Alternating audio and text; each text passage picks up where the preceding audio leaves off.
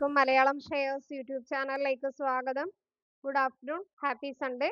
ഈ വീഡിയോയിൽ ഡിസ്കസ് ചെയ്യാനായിട്ട് പോകുന്നത് കമ്മിങ് വീക്കിൽ മാർക്കറ്റ് എങ്ങനെയായിരിക്കും, അതായത് പ്രധാനപ്പെട്ട ന്യൂസുകൾ അല്ലെങ്കിൽ കോർപ്പറേറ്റ് ആക്ഷൻസ് എന്തൊക്കെയാണുള്ളത്, നിഫ്റ്റി ബാങ്ക് നിഫ്റ്റിയുടെ ഒക്കെ സപ്പോർട്ട് ലെവൽ, റെസിസ്റ്റൻസ് ലെവൽ, പ്രധാനപ്പെട്ട ഇവന്റ്സ് എന്തൊക്കെയാണ് തുടങ്ങിയ കാര്യം നോക്കാം. അപ്പോൾ ലാസ്റ്റ് വീക്കിൽ മാർക്കറ്റ് എങ്ങനെയാണ് സമാപിച്ചത്, പോസിറ്റീവ് ന്യൂസ്, നെഗറ്റീവ് ന്യൂസ് എന്തൊക്കെയായിരുന്നു, ആ ന്യൂസുകൾ എങ്ങനെ നെക്സ്റ്റ് വീക്കിൽ അഫക്ട് ചെയ്യാൻ പോകുന്നു തുടങ്ങിയ കാര്യങ്ങൾ നോക്കാം. അതോടൊപ്പം തന്നെ 3 സ്റ്റോക്കിന്റെ അനാലിസിസും കൂടി നമ്മൾ നോക്കാനായിട്ട് പോകുന്നുണ്ട്. അപ്പോൾ ഇത് ഫണ്ടമെന്റലി സ്ട്രോങ് ആയിട്ടുള്ള 3 സ്റ്റോക്കുകളാണ്, ടോപ്പ് ബ്രോക്കറേജസ് റെക്കമെൻഡ് ചെയ്തിരിക്കുന്ന സ്റ്റോക്കുകളാണ്.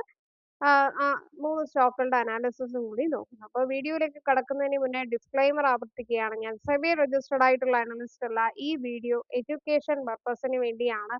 നിങ്ങളും കൂടി സ്റ്റോക്കിന്റെ valuation, fundamental analysis, technical analysis, market direction ഈ 4 കാര്യവും ചെക്ക് ചെയ്തതിന് ശേഷം മാത്രം ഇൻവെസ്റ്റ് ചെയ്യാം. അപ്പോൾ കമ്മിങ് വീക്കിൽ മന്ത്ലി സെറ്റിൽമെന്റ് ഉണ്ട്.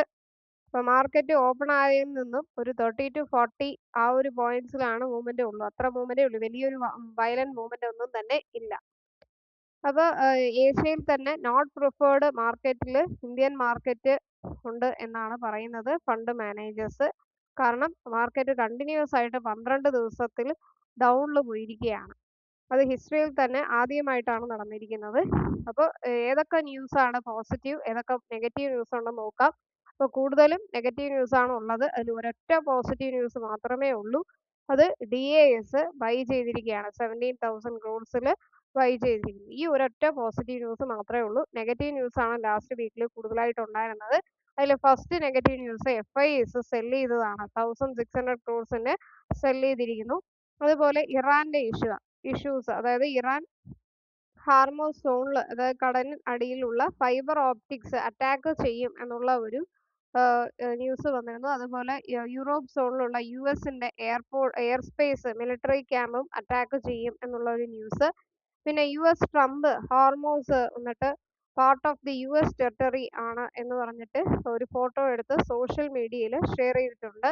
അപ്പോൾ ഇതെല്ലാം ഒരു നെഗറ്റീവ് ന്യൂസ് ആണ്. അതുപോലെ തന്നെ US കാനഡയ്ക്ക് 50% താരിഫ് നൽകിയിരുന്നു. അപ്പോൾ 1 ഡേ അത് പോസ് ചെയ്യാം എന്നുള്ള രീതിയിൽ ന്യൂസ് വന്നിരുന്നു. കാനഡ അത് റിജക്ട് ചെയ്യാണ്, ആ ഒരു ഡീല്. ആ ഒരു ന്യൂസ് വന്നിട്ടുണ്ടായിരുന്നു. അതുപോലെ crude oil dollar 93 per barrel വന്നിരിക്കുന്നത് ഒരു നെഗറ്റീവ് ന്യൂസ് ആണ്. പിന്നെ ബോണ്ട് ഈൽഡ് വർദ്ധിച്ചിരിക്കുകയാണ്. അപ്പോൾ ഇങ്ങനെ ബോണ്ട് ഈൽഡ് കുറഞ്ഞാൽ മാത്രമേ ഇക്വിറ്റി മാർക്കറ്റ് കയറത്തുള്ളൂ. അപ്പോൾ ബോണ്ട് ഈൽഡ് കൂടുന്തോറും എല്ലാ ഇൻവെസ്റ്റേഴ്സും ബോണ്ടിലായിരിക്കും ശ്രദ്ധ ചെലുത്തുന്നത്. അപ്പോൾ US 10-year ബോണ്ട് ഈൽഡ് 4.75 വന്നിരിക്കുകയാണ്. അതുപോലെ ഇന്ത്യയുടെ 10-year ബോണ്ട് ഈൽഡ് 6.87 വന്നിരിക്കുന്നു. മുമ്പ് 6.2 ഉണ്ടായിരുന്നതാണ്. അപ്പോൾ എല്ലാ ഇൻവെസ്റ്റേഴ്സും എന്ത് ചെയ്യും, ബോണ്ടിലേക്കാണ് കോൺസെൻട്രേറ്റ് ചെയ്യുന്നത്. കാരണം മാർക്കറ്റ്, ഇക്വിറ്റി മാർക്കറ്റ് ഡൗൺ ആയിട്ട്. ദെൻ നിഫ്റ്റിയുടെ ഈ ഒരു ഏർണിംഗ് ഈൽഡ് only 4.5 ഉള്ളൂ. അതുകൊണ്ട് ഏർണിംഗ് ഈൽഡ് എന്ന് പറയുന്ന ബോണ്ട് ഈൽഡിനേക്കാളും കുറഞ്ഞു പോയി, അതും ഒരു നെഗറ്റീവ് ആണ്. അതുപോലെ റുപ്പി 95.55 സസ്റ്റെയിൻ ആകുന്നത്, അതായത് ഡിപ്രിഷിയേറ്റ് ആകാതെ അപ്രിഷിയേറ്റ് മാത്രം ആയിക്കൊണ്ടിരിക്കുകയാണ്, അതും ഒരു നെഗറ്റീവ് ന്യൂസ് ആണ്. അപ്പോൾ അങ്ങനെ ലാസ്റ്റ് വീക്കിൽ 8 നെഗറ്റീവ് ന്യൂസും ഒരൊറ്റ പോസിറ്റീവ് ന്യൂസും മാത്രമേ ഉള്ളൂ. ഇപ്പോൾ ലാസ്റ്റ് വീക്കിൽ സെൻസസ് 468 പോയിന്റ്സ് ഡൗണിൽ പോയി, 0.6% ഇടിഞ്ഞ് 77,540 വന്ന് സെറ്റിൽ ആയിരിക്കുകയാണ്. അതുപോലെ നിഫ്റ്റി 114 പോയിന്റ്സ് ഡൗണിൽ 0.46% ഡൗണിൽ 24,250 ആ ഒരു റേഞ്ചിലേക്കാണ് സെറ്റിൽ ആയിരിക്കുന്നത്. മിഡ് ക്യാപ്പ് ഫ്ലാറ്റ് ആയിട്ട് ക്ലോസ് ആയി, സ്മോൾ ക്യാപ്പ് 1.2% ഹൈയിൽ പോയിരിക്കുകയാണ്. സെക്ടർ വൈസ് നോക്കിയാൽ IT FMCG 2% ഡൗണിൽ ക്ലോസ് ആയി. അതുപോലെ PSU ബാങ്കും 1.3% ഡൗണിൽ ക്ലോസ് ആയിരിക്കുന്നു. പിന്നെ ലാസ്റ്റ് വീക്കിൽ ഔട്ട് പെർഫോം ചെയ്തിരിക്കുന്ന സെക്ടർ എന്ന് പറയുമ്പോൾ റിയാലിറ്റി 2% ഹൈയിൽ പോയിരിക്കുന്നു, മെറ്റൽ 2% ഹൈ, മീഡിയ 1.5% ഹൈയിൽ, പ്രൈവറ്റ് ബാങ്ക് 1% ഹൈയിൽ ക്ലോസ് ആയിരിക്കുകയാണ്. അപ്പോൾ ലാസ്റ്റ് വീക്കിൽ ബോംബെ സ്റ്റോക്ക് എക്സ്ചേഞ്ചിൽ ലിസ്റ്റ് ചെയ്തിരിക്കുന്ന കമ്പനിയുടെ മാർക്കറ്റ് ക്യാപ്പ് 70,000 crores ഡൗൺ ആയിരിക്കുകയാണ്. അതുപോലെ FIS 1,160 crores സെല് ചെയ്തു, DAS 17,316 crores ബൈ ചെയ്തിരിക്കുകയാണ്. റുപ്പി 95.43 സെറ്റിൽ ആയിരിക്കുന്നു. ഇതാണ് ലാസ്റ്റ് വീക്കിൽ ഉള്ള മാർക്കറ്റിന്റെ കണ്ടീഷൻ. അപ്പോൾ ഇൻഡെക്സ് ഫ്യൂച്ചറിൽ FIs എത്ര പൊസിഷൻ വെച്ചിരിക്കുന്നു അതാണ് നെക്സ്റ്റ് നമ്മൾ നോക്കേണ്ട പ്രധാനപ്പെട്ട കാര്യം. ഇപ്പോൾ ഇതെല്ലാം തന്നെ ടെലഗ്രാമിൽ ഷെയർ ചെയ്യുന്നുണ്ട്. അപ്പോൾ മലയാളം ഷെയറുടെ ടെലഗ്രാം ചാനൽ മറക്കാതെ സബ്സ്ക്രൈബ് ചെയ്യുക. ഡെയിലി സ്റ്റോക്ക് മാർക്കറ്റ് ന്യൂസുകൾ അതോടൊപ്പം തന്നെ ടോപ്പ് ബ്രോക്കറേജസ് റെക്കമെൻഡ് ചെയ്യുന്ന കോൾസ് ലഭിക്കും. ഓക്കെ, അപ്പോൾ FIsന്റെ ഷോർട്ട് പൊസിഷൻ നോക്കുകയാണെങ്കിൽ 91%, ക്ലൈൻറ്റ് 79% ലോങ്, DASും 70% ലോങ്, പ്രൊപ്പറേറ്റർ 55% ലോങ്. ഇതാണ് FIsന്റെ ഇൻഡെക്സ് പൊസിഷൻ. പിന്നെ ഇവന്റ് വൈസ് നെക്സ്റ്റ് വീക്ക് നോക്കിയാൽ വലിയ ഇവന്റ് ആയിട്ട് പറയാനൊന്നുമില്ല. വെനസ്ഡേ USAയുടെ personal income personal spending data വരുന്നു. അതുപോലെ കമ്മിങ് ഫ്രൈഡേ ഇന്ത്യയുടെ IIP ഡേറ്റ വരുന്നു. ഈ രണ്ട് ഇവന്റ്സ് മാത്രമേ ഉള്ളൂ. പിന്നെ നിഫ്റ്റി മന്ത്ലി സെറ്റിൽമെന്റ്, ഈ ഒരു മന്ത്ലി സെറ്റിൽമെന്റ് വലിയ വയലന്റ് മൂവ്മെന്റ് മാർക്കറ്റിൽ വരത്തില്ല. കാരണം ഓൾറെഡി മാർക്കറ്റ് വീക്കായിട്ട് സ്റ്റേബിൾ ആയിട്ട് ഇരിക്കുന്നുണ്ട്. വലിയ മൂവ്മെന്റ് ഒന്നും നമുക്ക് പ്രതീക്ഷിക്കേണ്ട. പിന്നെ നിഫ്റ്റിയുടെ സപ്പോർട്ട് ലെവൽ നോക്കിയാൽ 24,050 ആണ്. അപ്പോൾ അതിന് താഴേക്ക് പോവുകയാണെങ്കിൽ 23,000, then 23,750. ഇതാണ് നിഫ്റ്റിയുടെ സപ്പോർട്ട് ലെവൽ. Resistance level 24,450. അതിന് മുകളിൽ പോവുകയാണെങ്കിൽ 600, 700, then 24,800. ഇതായിരിക്കും ഒരു മേജർ റെസിസ്റ്റൻസ് ലെവൽ എന്ന് നമുക്ക് പറയാം. ഇനി ഏതൊക്കെ സ്റ്റോക്കുകളാണ് ഉയരാൻ സാധ്യതയുള്ള എന്ന വീഡിയോ, അതായത് 150 റുപ്പീസിന് താഴെ ഏതൊക്കെ ഫോക്കസ് ചെയ്യണം, റീസൈക്ലിംഗ് മേഖലയിൽ ഏതൊക്കെ ഫോക്കസ് ചെയ്യണം നമ്മൾ ഇട്ടിട്ടുണ്ടായിരുന്നു.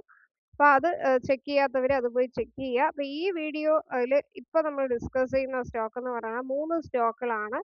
അപ്പോൾ ആ സ്റ്റോക്കിന്റെ ഒരു പ്രത്യേകത എന്ന് വെച്ചാൽ, അതായത് 1 ഇയറിൽ തന്നെ 24% നേട്ടം തന്ന സ്റ്റോക്കുകളാണ്. അപ്പോൾ ഈ ഒരു ഓഹരികളൊക്കെ ഇനിയും ഉയരാൻ സാധ്യതയുള്ള സ്റ്റോക്കുകളാണ്. അപ്പോൾ അതിൽ ഫസ്റ്റ് വരുന്നത് M&M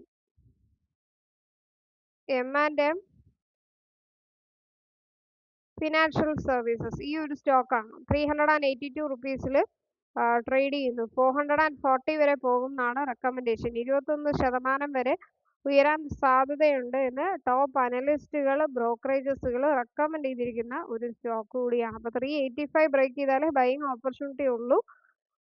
സോ 390 to 440 ആ ഒരു റേഞ്ചാണ് ടാർഗറ്റ് റെക്കമെൻഡ് ചെയ്തിരിക്കുന്നത്. ഓക്കെ, നെക്സ്റ്റ് സ്റ്റോക്ക് വരുന്നത്